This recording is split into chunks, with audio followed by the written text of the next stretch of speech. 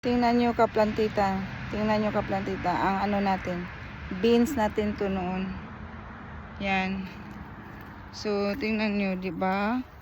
Namatay na. Kasi, ano na taglamig na. Kaya, yan. So, linisan ko na naman yan. Yan. Panibagong tanim na naman next year. So, yan ang buhay ng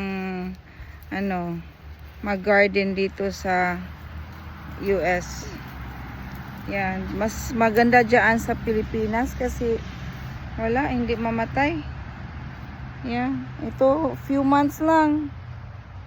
Pero at least na-enjoy ko din yung bunga ba. Yan. So, yan.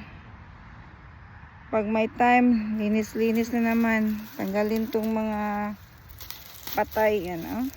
Ay, nako. Malaking trabaho din yan. Yan, tapos i-cultivate yung soil. Dagdagan ng pang-abono. Yung cow manure. Alright, kaplantita. Bye.